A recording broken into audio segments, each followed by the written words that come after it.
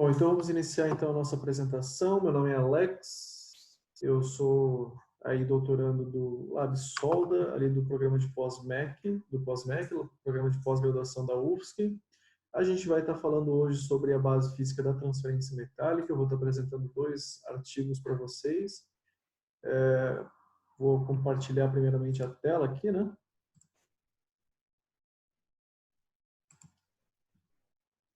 Bom, quando a gente começa a falar sobre transferência metálica, a gente precisa entender os dois principais modos de transferência metálica: o por contato ou o voo livre. Quando a gente está trabalhando aí com correntes por contato, a gente está trabalhando normalmente com correntes mais baixas. Para voo livre, a gente já trabalha com correntes mais altas. O que separa o por contato do voo livre, né, os modos de transferência, seria a corrente de transição. E a corrente de transição ela vai depender de um conjunto de fatores, como, por exemplo, o diâmetro do eletrodo, do arame eletrodo, o material, o comprimento do arco, o gás de processo. Então, aí a gente tem um conjunto de fatores que vai influenciar aí na definição da corrente de transição. Quando a gente trabalha com modo de transferência por contato, a teoria do equilíbrio de forças estáticas explica como é que funciona o destacamento da gota, todas as forças que envolvem o destacamento da gota. Já quando a gente trabalha com correntes mais altas, onde o modo de transferência se dá por voo livre, a teoria da instabilidade Pint ela explica um pouco melhor, então, o funcionamento aí desse modo de transferência. Bom, aqui a gente tem algumas das forças, as forças, na verdade, que vão atuar no modo de transferência por contato. A força gravitacional, eletromagnética, tensão superficial, arraste dos gases e vaporização metálica. Já a teoria Pint, né,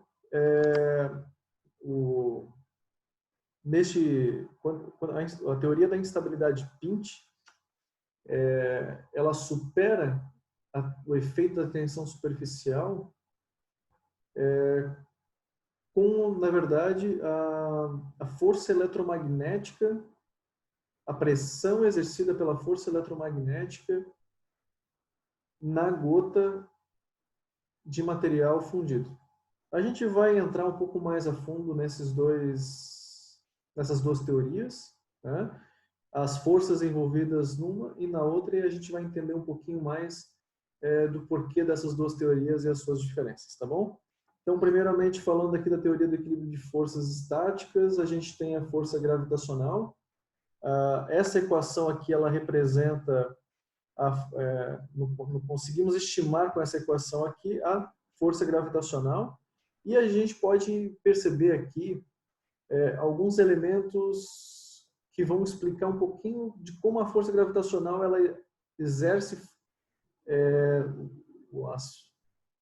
a atuação da força gravitacional sobre o modo de transferência.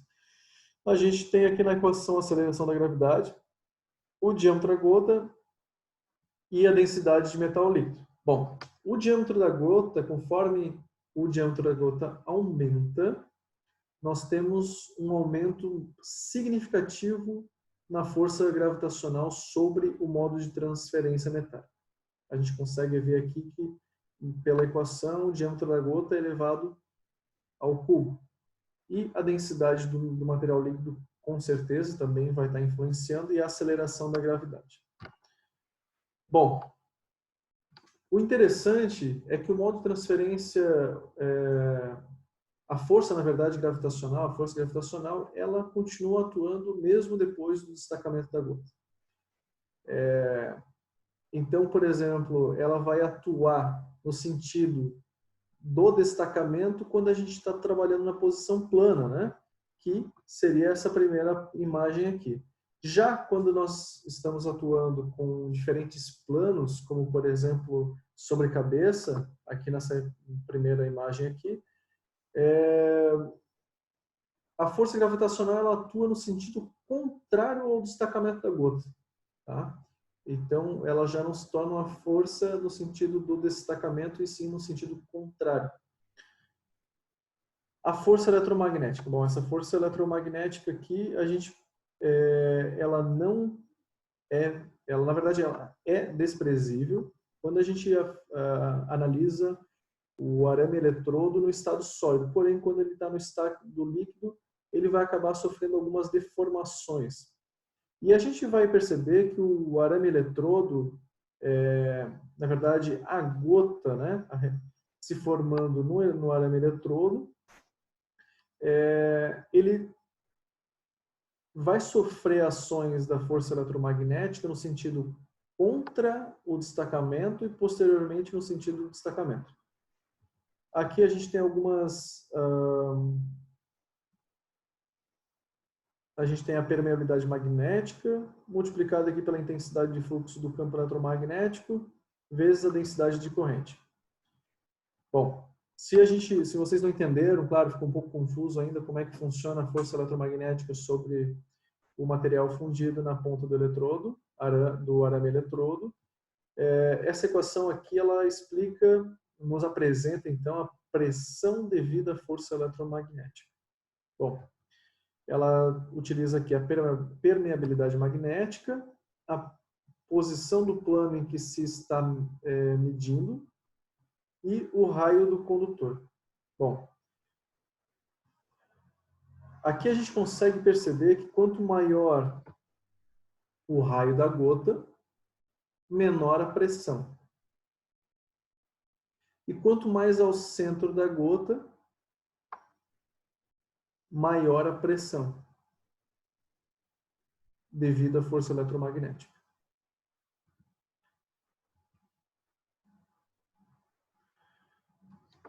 Sabendo que quanto menor o raio do condutor, maior a pressão, para correntes baixas temos uma pressão no sentido de manter a gota no arame eletrodo. Isso a gente consegue ver na imagem da direita, na parte inferior, que a gente tem ali um menor diâmetro que está sofrendo uma ação da força eletromagnética no sentido contrário ao destacamento da gota. Enquanto para correntes maiores, a pressão é maior na parte superior da gota. Por quê? Porque na região superior da gota a gente tem um menor raio. E aí sim ocorre a pressão devido à força eletromagnética atua aí sim no destacamento da gota. Bom, o que acontece quando a gota está se destacando? Bom, quando a gota está se destacando, a gente tem o efeito pinch. Com a redução da seção transversal do acoplamento arame-gota, a densidade da corrente aumenta abruptamente, aumentando também o efeito da força eletromagnética, claro. Caso a corrente seja tamanha que o raio do ar supere o arame eletrodo, a força eletromagnética que antes era contra o destacamento da gota, agora ajuda no destacamento, aumentando a frequência de destacamento exponencialmente, mas vamos falar isso um pouquinho com mais detalhes quando a gente estiver falando da teoria da instabilidade Pinch, que é a próxima teoria, tá? Bom, tensão superficial, então, conforme o diâmetro da gota aumenta, a gente tem aqui duas estimativas. A força devida à tensão superficial e a força devida à gravidade. A força devida à gravidade, a gente já viu lá atrás que ela é elevada ao cubo pelo diâmetro da gota, então a gente tem um aumento muito mais exponencial, ao contrário da força devido à tensão superficial, que é linear. Então, a partir de um diâmetro da gota, aqui representado de aproximadamente 0,7 centímetros, né?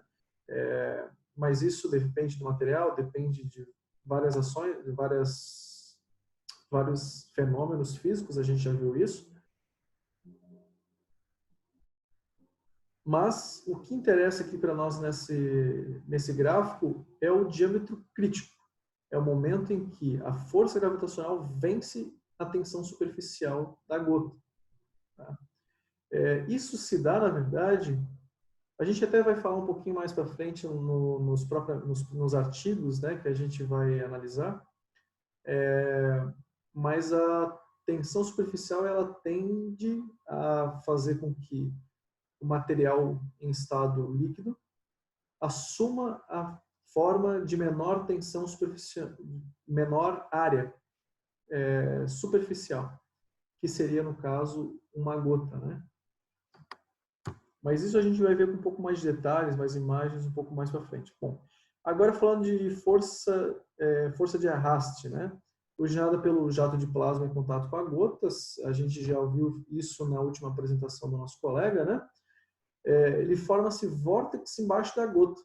Olha que interessante. O qual ajuda a destacar a gota. Então, esses vórtices que estão representados aqui na parte inferior, eles ajudam, no primeiro momento, a destacar a gota. Bom, num segundo momento, quando a gota é destacada de forma similar à força gravitacional, a força de arraste continua agindo na gota, mesmo depois do destacamento. E na região superior da gota, a gente pode visualizar a formação, então, de um vórtice de menor intensidade, mas ali a gente tem uma formação de um conglomerado de vórtices, né? Que fazem uma pressão, uma força, no sentido contrário ao destacamento da gota, né? Na verdade, agora a gente não precisa nem falar em destacamento, é o sentido do qual foi destacada a gota. Agora, então, a última força dessa teoria, né? Teoria do equilíbrio de forças estáticas, a força de reação por vaporização. E essa força aqui a gente vai analisar bastante no segundo artigo que eu vou apresentar. Então, a força de reação por vaporização se aplica quando o acoplamento do arco se dá na calota inferior da gota. Então, o acoplamento do arco está ali na parte inferior da gota, né, que a gente está chamando de calota inferior, né? Os vapores oriundos da vaporização dos metais a altíssimas temperaturas no centro do arco exercem uma pressão no sentido de evitar o destacamento da gota. Caso o sentido da força esteja desalinhada com a linha de centro da gota, a força desvia a gota da trajetória. Após o destacamento, a gota de reação por vaporização não atua mais sobre a gota. Então, depois do destacamento, a vaporização já não está mais atuando sobre a gota, né? Mas a gente vai ver aí que o porquê, né, desse movimento com um braço de alavanca que tira de centro, na verdade, tira de centro essa gota e pode acabar arremessando ela para longe, né, formando respingos no nosso processo aí. E a gente vai ver também como é que forma essas gotas tão grandes assim, tá? E o porquê, né? Bom, explicado agora então a teoria de equilíbrio de forças estáticas, eu vou falar um pouco da instabilidade de Pinch, a força ao atingir um certo nível de corrente, acima da corrente de transição, as forças estáticas não conseguem mais explicar o fenômeno. Por quê? Para a teoria da força gravitacional, força de arraste e força de vaporização são desprezíveis perante aqui a força eletromagnética. Tá? O material líquido toma uma forma cilíndrica quando ele começa a entrar no estado fluido, tamanha a pressão da força eletromagnética, né? A tensão superficial exerce força contrária, por isso que eu deixei ela em destaque ainda aqui nesse slide, né? Então, a tensão superficial ela tenta evitar o destacamento, enquanto a pressão da força eletromagnética tenta destacar a gota. Isso aqui ele já é aplicado quando a gente está trabalhando para correntes altas, e a gente pode ver aqui que conforme mais a gente aumenta a corrente, né, mais se distancia no eixo da corrente para o lado positivo, que a gente estava vendo antes, né? A gente tem uma transferência um pouquinho alterada. Aqui a gente pode ver o modo de transferência que quando a gente está apenas 10% acima da corrente de transição, 40% acima, com corrente 40% acima da corrente de transição, né? A gente pode ver que acontece pequenos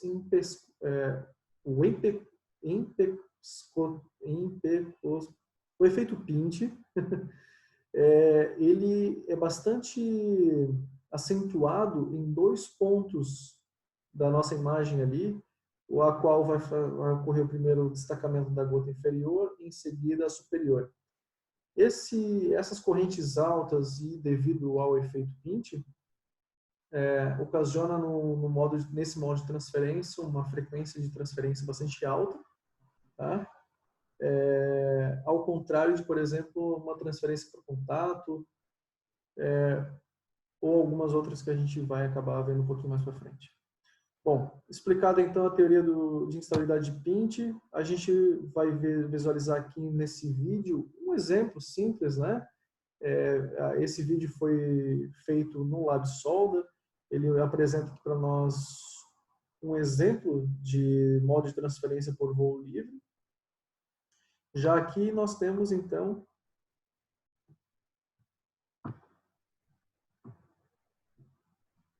por contato, né?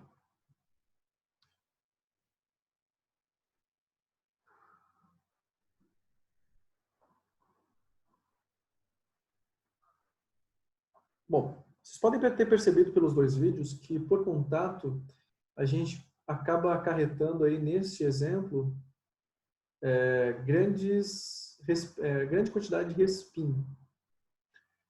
Menor seria se a corrente estivesse mais alta e a gente estivesse trabalhando com voo livre, né? Como a gente consegue visualizar nesse vídeo aqui, os respingos são muito menores do que nesse que a gente está enxergando aqui. Ao longo dos 2 artigos, a gente vai ver o porquê disso, tá?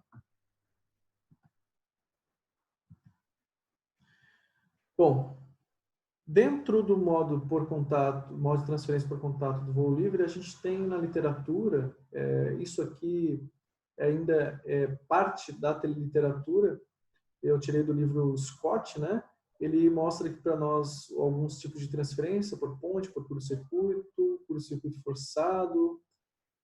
Já em voo livre a gente tem a transferência globular, globular impulsiva, goticular projetada, goticular com alongamento, transferência goticular rotacional, transferência por explosão. Bom, são muitos modos de transferência, cada modo de transferência acaba tendo sua força predominante sobre o modo de transferência, contudo são muitos e a gente não tem tempo hábil em 1 hora, né, de entrar nesses assuntos e ainda apresentar os artigos. Então, aqui eu só apresento para vocês uma imagem, um gráfico, na verdade, que mostra a tensão por corrente e os modos de transferência de acordo com a tensão e a corrente do modo aplicados no processo de soldagem, né? Então aqui é uma aproximação, é uma forma mais ilustrativa de a gente conseguir enxergar os modos de transferência, tá? Bom, agora entrando já realmente no nosso primeiro artigo, né? Ele vai estar trabalhando aqui com o que ele chama de one drop per pulse, né? Um modo de uma gota por pulso. É um modo de transferência metálica que utiliza baixa corrente média, né? Além de uma geração estável de gota e reduz também os respingos. Porém, alguns parâmetros são fundamentais para que esse processo ele funcione de forma correta, tá? Agora, o normal é você estar o mais comum. Não vou dizer o normal, seria o mais comum, seria a gente estar aí por tentativa e erro, tentar encontrar o TP, TD, que é o tempo de base, o tempo de pico, a corrente de pico e a corrente de base, que vão ser os principais aqui parâmetros a serem regulados nesse processo aqui, né, na fonte de soldagem. Porém, esse artigo aqui ele tenta aplicar um modelo matemático que consiga com o qual a gente entra com os parâmetros e ele simule o modo de transferência, tá? Segundo os autores do artigo, os itens mencionados aqui à direita, né, a transferência de calor, a mudança de fase, o acoplamento do ar, não são considerados nas últimas duas teorias que a gente acabou de falar, né? E o método de volume de fluido, a gente não comentou a respeito desse, né? Mas o autor critica essas teorias de modo de transferência, por conta de ele não considerar, então, a transferência de calor, a mudança de fase e o acoplamento do ar. Bom, o objetivo desse artigo, então, foi o desenvolvimento de um modelo para simular os fenômenos transitórios de transporte.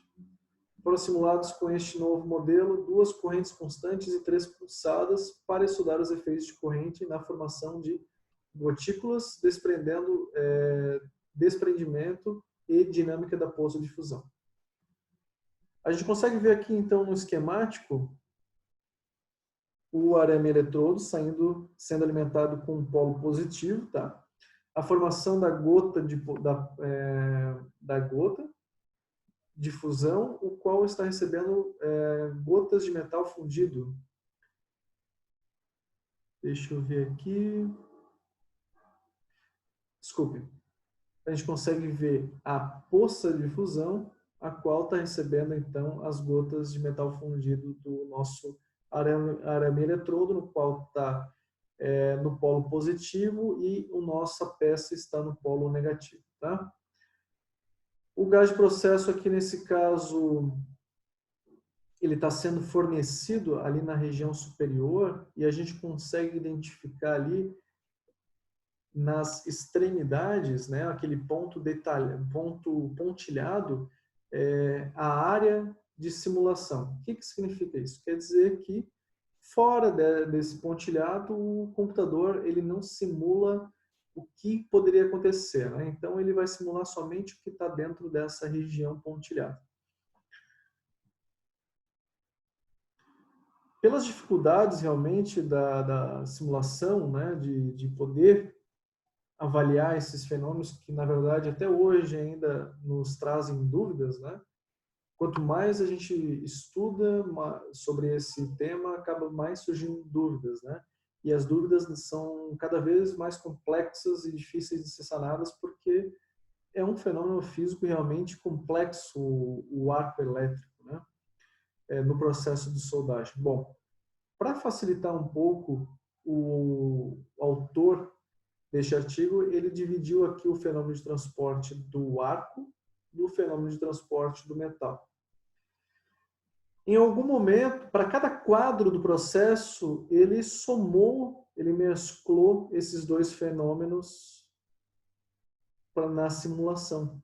Tá? Só que os fenômenos foram simulados inicialmente separadamente e depois apresentados para nós juntos. Tá? A malha do simulador, então, é aquela região que a gente acabou de falar, né? Aí outra coisa interessante, né? Qual é a resolução do simulador em si? Por dificuldades também computacionais, esse artigo ele não é tão recente, né? Ele utilizou ali uma escala de 0,01 centímetro próxima à região anódica e catódica, né? Então a gente está falando na região próxima à região fundida, onde o arco está acoplado, e próximo à poça de fusão, a gente vai ter uma resolução aí de 0,01 centímetro. Tá? O intervalo de frames do simulador então, 5 microsegundos, né? 5 vezes 10 a menos 6 segundos. O raio de cálculo em torno do arame é de 3 centímetros. Então, a gente cria um raio de 3 centímetros em torno do arame, que é aquela região pontilhada que a gente viu. A partir dali não está sendo simulado mais nada. Material de base 3 centímetros de diâmetro, por conta, né, do próprio ambiente a ser simulado, a gente acabou de falar isso, e uma espessura de 0,5 centímetros. O bocal de gás tem um diâmetro interno de 1,91 centímetros, com uma taxa de vazão de 24 litros por minuto. O bico de contato está ali nivelado, a gente consegue ver, né, em laranja, ele está nivelado com aquela região cinza que é o nosso bocal de gás, né? O comprimento do arco ficou em 0,8 centímetros e a DBCP, que é a distância bico de contato peça, de 2,54 centímetros. O gás de proteção, nesse caso aqui, seria o argônio. E a velocidade do arame para 180 amperes, a gente vai ver ali as faixas com que ele trabalhou, né? Mas quando a gente trabalha com 280 amperes, foi de 7 centímetros por segundo, e todos os outros testes ficou em 4 centímetros por segundo. Foi utilizado, então, corrente constante. A gente já falou que são 2 testes, né, para corrente constante, 175 amperes e 280 amperes. No pulsado, então, foi utilizado 400 amperes de pico e 175 amperes de corrente de base. O que foi alterado, então, foi o tempo do pico, o tempo do pulso, na verdade, né? Então, o tempo do pulso ele foi alterado nesses 3 modos para que a gente avaliasse o efeito dessa variação do tempo de pulso, né? Bom, a sequência de imagens da esquerda apresenta a distribuição de temperatura para 175 amperes, o da direita para 280 amperes.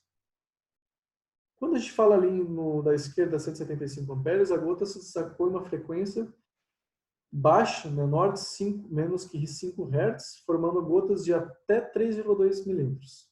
O destacamento ocorre predominantemente pelas forças de gravidade e tensão superficial, de acordo com o autor. Para 280 amperes, o efeito Pinch é predominante, né? A gente falou isso um pouco já no momento anterior, né?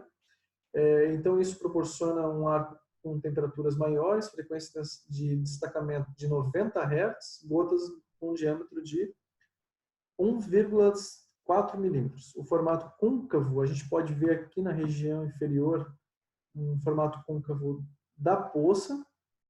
Ele se formou no arco, então, de 280 amperes, tá? O resultado disso, o efeito, então, da corrente alta, a gente pode ver aqui no próprio formato da poça. Bom, a gota atinge a peça com velocidade de 40 centímetros por segundo quando trabalhado com 175 amperes, tá? Isso a gente ainda em corrente constante. Ainda em corrente constante, quando a gente trabalha com 280 amperes, a velocidade com que a gota atinge a poça é de 110 centímetros por segundo. Para ainda 280 amperes, a poça de fusão é mais profunda, contudo a zona termicamente afetada é maior. O processo pulsado pode atingir uma penetração profunda com corrente média inferior. Na imagem C, a última da direita aqui, com frequência de pulso de 20 Hz, a penetração da poça de fusão é maior do que quando é comparado com 175 amperes, que é a primeira imagem da esquerda. O formato da poça de fusão está muito relacionado ao tamanho da poça, né? O formato da poça de fusão está muito relacionado ao tamanho da gota, velocidade e frequência, os quais podem ser controlados no modo pulsado, né? Já não no modo constante. Bom, aqui a gente consegue ver o efeito do destacamento da gota quando a gente está trabalhando com um pico de... Aqui a gente está trabalhando com um pico de 5 milissegundos. Tá? A gente tem um pico, então, de 5 milissegundos no momento 45, está demarcado em cima ali do arame. Eu tenho o início do pulso, nesse momento eu tenho apenas uma formação de uma gota, né, que está sendo sustentada no arame por alguns fenômenos que a gente já viu, né?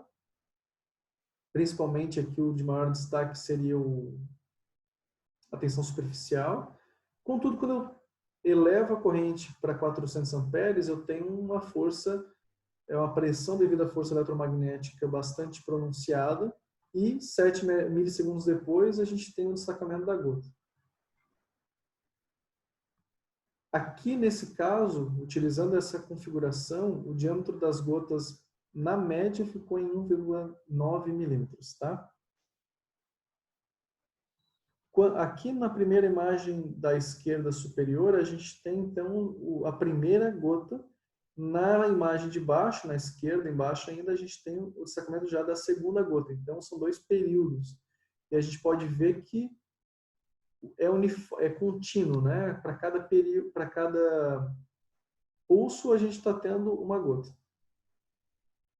Aqui, o efeito pinch é predominante nessa situação, né? O momento ali 45 a gente já falou. A força eletromagnética é de 10/6 newtons por metro cúbico, podendo ser o formato da gota, podendo ver o formato da gota a qual é mantida do arame predominante pela tensão superficial. Então, naquele primeiro momento eu comentei que a tensão superficial é predominante, e quando eu tenho aí o aumento da corrente, a força eletromagnética sobe para 10/7 newtons por metro cúbico. Tá? Antes era 10/6, agora a gente está trabalhando já com 10/7 newtons por metro cúbico. Então, aumenta muito a força eletromagnética. No ponto 48 milissegundos, podemos ver que começa o empescoçamento, as forças começam a atuar acarretando o efeito pinch, né, que a gente já falou. Conforme a seção transversal da região do empescoçamento, a região onde está reduzindo a área da seção transversal, a gente tem, então, uma maior densidade de corrente e uma maior, consequentemente, ação da força eletromagnética nesse ponto. Aqui a gente tem, então, as temperaturas, né, ao longo da gota, nos diferentes momentos que a gente acabou de comentar, né, iniciando no ponto 45 até o momento de destaque da gota. E a gente pode ver que no momento 46, a temperatura no centro da gota começa a ser reduzida. Já no momento 48, por conta do efeito pinch, a redução de temperatura do centro da gota começa a aumentar, na verdade, a temperatura no centro da gota. A gente pode ver que o arame não está mais passando metal ali com menor temperatura. No momento 49, a gente pode ver que a temperatura na gota começa a ficar mais uniforme até que haja ali o destacamento da gota. Tempo de pico com 2 milissegundos, ele acabou não funcionando, né? Ele não foi suficiente para conseguir destacar a gota. A gente pode ver aqui que ele foi feito um pulso de 2 milissegundos e a gota ela chegou a ter um certo empescoçamento, porém a força eletromagnética já não era mais atuante naquele momento, porque a corrente de 175 amperes, né, 165 amperes de base aqui,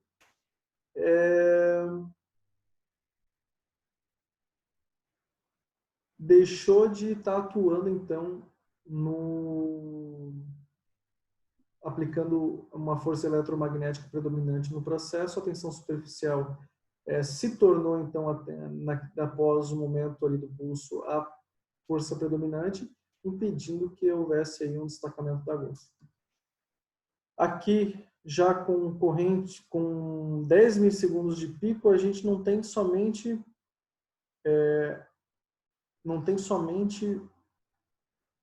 uma gota se destacando, a gente tem várias gotas se destacando na sequência, né? Na verdade, após a principal, são 2, a gente pode ver no momento 72 ali. O que também, para o autor, não foi, como não era o objetivo, ele comentou que, bom, isso aqui também não serve, porque a gente quer trabalhar com o ODPP, né? Ou então um pulso, uma gota por pulso. Esse é o objetivo do trabalho. Por que acontece as 2 gotas desprendendo? Porque por um longo período a gente tem aí o efeito da força eletromagnética atuando na ponta da gota, e mesmo com aquela pequena porção de material fundido, aquela pequena porção também acaba se destacando. Bom, conclusões desse trabalho, então, para correntes constantes, quanto maior a corrente, mais profunda a penetração e maior a poça de fusão. Enquanto para o modo pulsado, a forma e a penetração da gota de fusão, da poça de fusão, podem ser controladas pela forma de onda da corrente. O modo de transferência, uma gota por pulso, pode ser atingido de forma estável quando corretamente ajustado. Bom, esse artigo aqui, então, finalizamos esse artigo aqui, então, vamos para o próximo artigo, né? Esse artigo é bastante interessante porque ele teve o suporte da GM na produção desse trabalho, né? Mais para frente eu vou até comentar algumas críticas minhas positivas e negativas acerca desse trabalho. Ele já é muito mais, ele é um trabalho aí de 2006, né? A minha crítica é a falta de comprovação prática dos resultados alcançados, né? Então, por exemplo, a gente acabou de falar dos resultados quando trabalha com pulsos de 2 milissegundos, 10 milissegundos, 5 milissegundos, porém ele não realmente foi lá e botou na prática fez na prática para comprovar o que o modelo matemático dele estava fazendo. Bom, considerando que é um artigo de 2006, né? Pensando também no poder de processamento dessa época, o cara conseguiu realmente atingir uns resultados muito interessantes, né?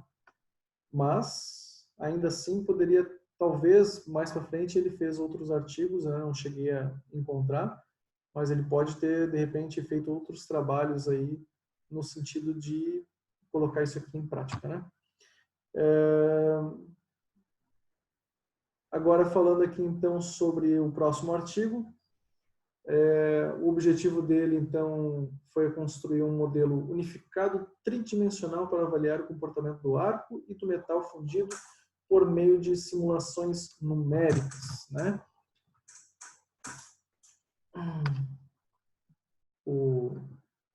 Numa tradução livre, né? O título do artigo é Visualização do plasma do arco e do comportamento do arame fundido no processo de soldagem a arco do CO2 por simulação numérica tridimensional. Bom, aqui a nossa região de simulação já é muito maior do que a que a gente estava vendo antes, né? 10 centímetros por 15 centímetros por 20 centímetros. Então a gente tem uma região bastante grande aí, né? Comparado ao que a gente estava vendo antes.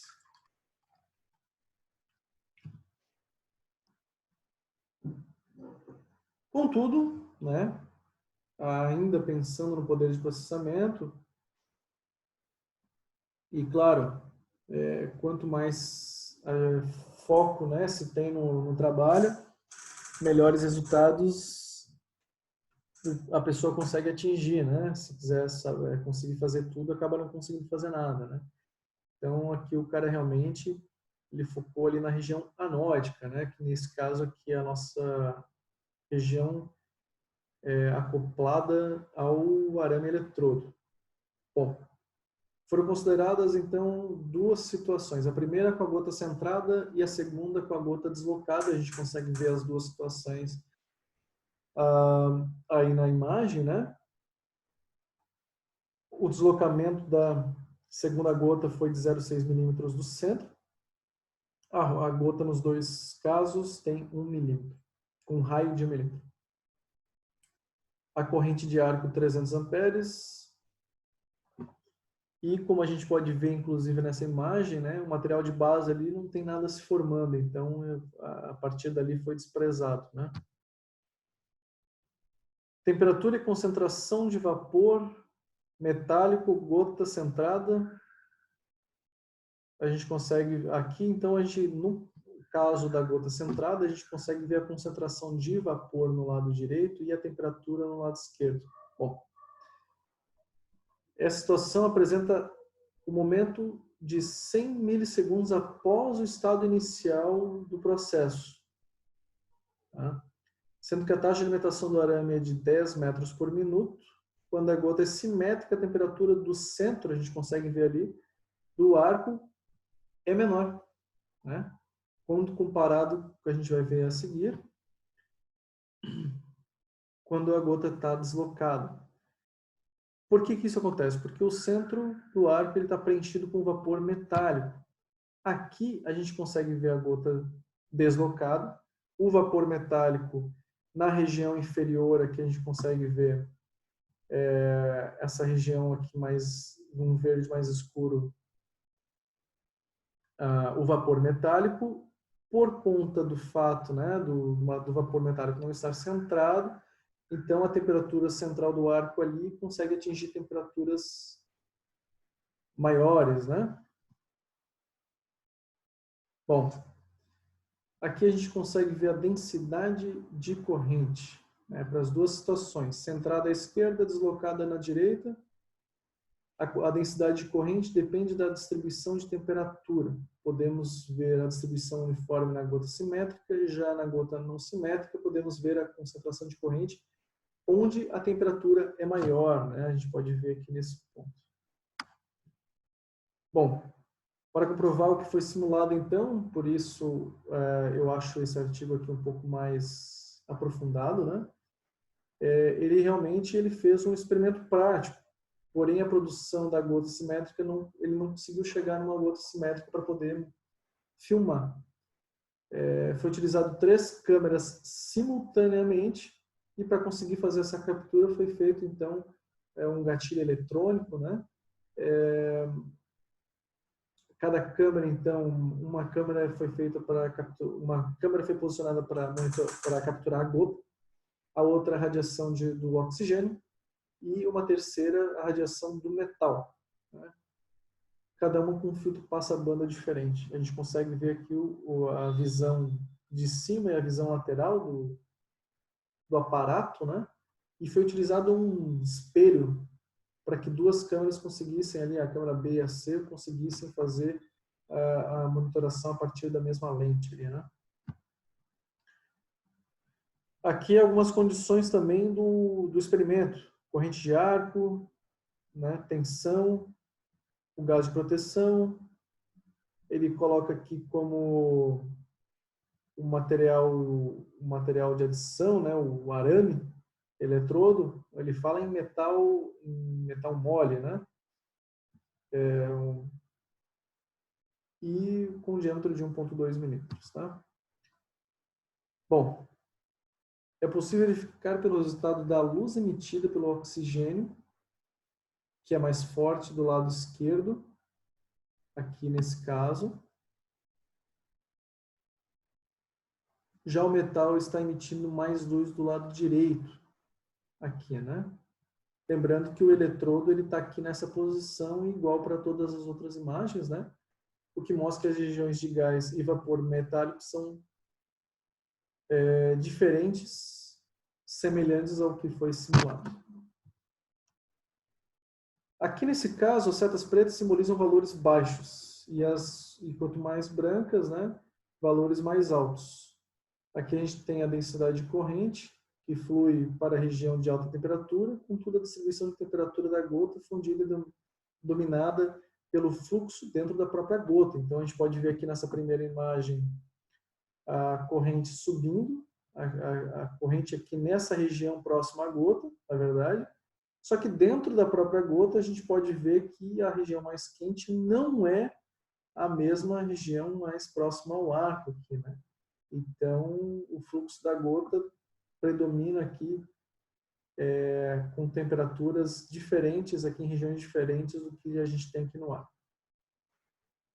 Podemos ver a força eletromagnética mais forte do lado inferior direito do que uma pressão do arco atuando sobre na parte inferior da gota, empurrando a gota para cima, né? A gente tem aqui as forças eletromagnéticas e a pressão do arco mais forte aqui nessa região embaixo, lembrando que as setas pretas são de menores valor e quanto mais claro, maior valor. A velocidade na área de alta temperatura é alta porque a corrente se concentra nessa área e a sua direção é em direção à corrente de baixa temperatura. O valor valor de ferro gerado a partir da gota, o vapor de ferro gerado a partir da gota não pode fluir para a região de alta temperatura devido ao forte fluxo de saída da região de alta temperatura para a parte externa do plasma do arco. Isso é a razão pela qual a região de alta temperatura e a região com alta concentração de vapor de ferro existe separadamente quando a gota é assimétrica. A pressão do arco é pequena, a velocidade e a força eletromagnética são altas na seção de menor área, mostrando que a força eletromagnética é a predominante nessa etapa. A força excessiva do campo eletromagnético causa instabilidade na gota até o respingo apresentado na simuladora. Aqui a gente consegue ver nesse ponto a formação do respingo. Tá? A composição do plasma do arco é significativamente diferente dependendo da forma da gota. Se a gota tiver uma forma simétrica, a temperatura geral do plasma do arco é reduzida e o vapor de ferro preenche o centro do arco do plasma. No entanto, se a forma da gota for assimétrica, a região de alta temperatura e a região com alto vapor de ferro, concentração são separadas. Isso a gente consegue ver aqui nessa imagem, né? Outra conclusão desse trabalho foi que a corrente se concentra na região de alta temperatura, no caso assimétrico, e a entrada de calor na gota também se concentra na mesma região. Mas a temperatura da gota não é mais alta na área devido ao fluxo dentro da gota. A velocidade da região de alta temperatura é muito alta por causa da corrente concentrada. O vapor de ferro gerado a partir da gota não pode fluir para a região de alta temperatura devido a esse forte fluxo.